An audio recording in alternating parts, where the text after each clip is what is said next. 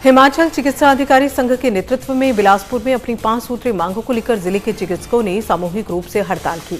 Doctors की हड़ताल के कारण अस्पतालों में पहुंचे मरीजों को काफी परेशानियों का सामना करना पड़ा। डॉक्टर की हड़ताल की वजह से जिले के अस्पतालों में ओपीडी सेवाएं ठप रही, जबकि इमरजेंसी सेवाएं पहले की तरह चलती रही।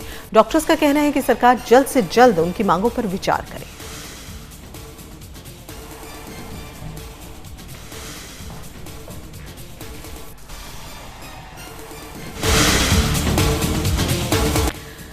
दिल्ली के रामलाल आनंद कॉलेज में बम की सूचना मिलने से हड़कंप मच गया। बम की सूचना दिल्ली पुलिस को दी गई, जिसके बाद मौके पर पहुंची दिल्ली फायर सर्विस और बॉम्ब स्क्वाड की टीम ने तलाशी अभियान चलाया।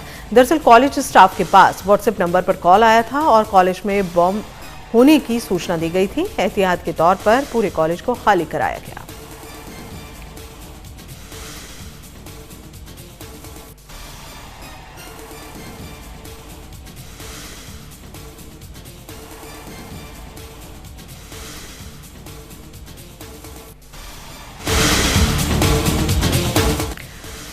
जम्मू कश्मीर से धारा 370 हटने के बाद प्रधानमंत्री नरेंद्र मोदी गुरुवार को पहली बार जम्मू कश्मीर का दौरा करने पहुंचे।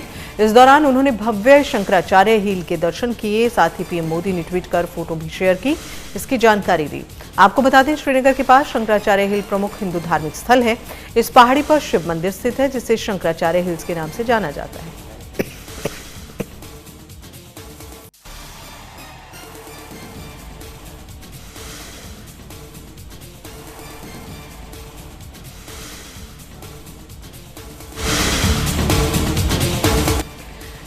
प्रधानमंत्री नरेंद्र मोदी गुरुवार को जम्मू कश्मीर दौरे पर पहुंचे। पीएम मोदी ने श्रीनगर के बख्शी स्टेडियम में विकसित भारत विकसित जम्मू कश्मीर कार्यक्रम में हिस्सा लिया।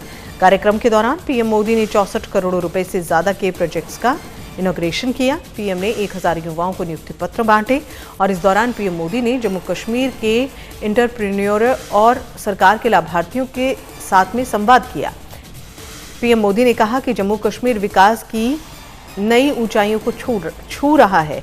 जम्मू कश्मीर आज खुलकर सांस ले रहा है और बंदिशों से आज़ादी जो है वो मिली है। जम्मू कश्मीर के युवाओं की प्रतिभा का पूरा सम्मान हो रहा है, उन्हें नए अवसर मिल रहे हैं और यहाँ सबके लिए समान अधिकार भी हैं, समान अवसर भी।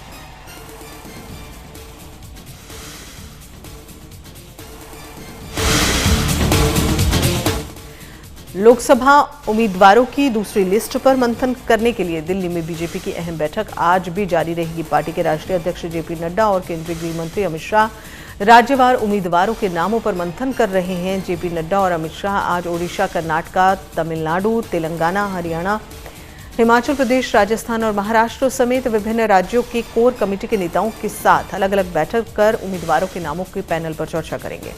बताया जा रहा है लोकसभा उम्मीदवारों की दूसरी लिस्ट 8 मार्च को जारी कर सकती है, जिसमें पार्टी 100 से ज्यादा उम्मीदवारों के नामों पर मुहर लगा सकती है।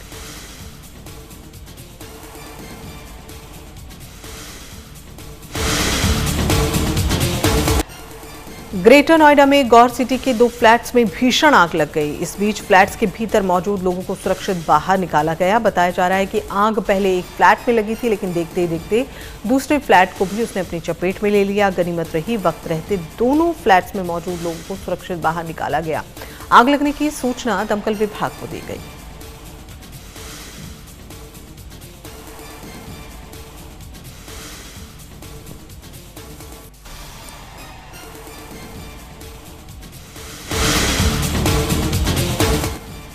भारतीय नौसेना ने समुद्री सुरक्षा को और मजबूत बनाने की दिशा में बड़ा कदम उठाया, जिसके तहत लक्षद्वीप में आईएनएस जटायु को तैनात किया गया। इस तैनाती से सुरक्षा को और मजबूत बनाया जा सकेगा।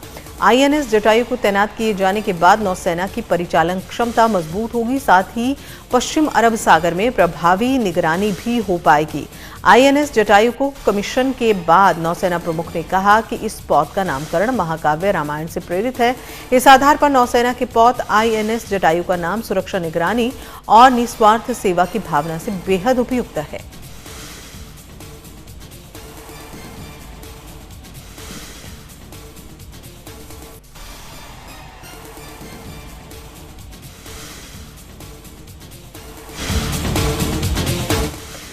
अरब सागर में लगातार हो रहे हूती विद्रोहियों के हमलों में पहली बार जहाज के 3 क्रू मेंबर्स की मौत हो गई।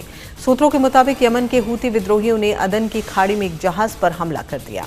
जो कॉन्फिडेंस नाम के इस जहाज पर हमले में 3 क्रू मेंबर्स की मौत हो गई है। जहां यह हमला हुआ वो लाइबेरियाई जहाज था। हमले के बाद शिप के एक हिस्से में आग लग गई और आपको बता दें, इससे पहले 2 मार्च को लाल सागर में हूतियों के हमले के बाद एक जहाज डूब गया था, जिसमें सवार क्रू मेंबर्स को ब्रिटिश मिलिट्री ने रेस्क्यू किया था।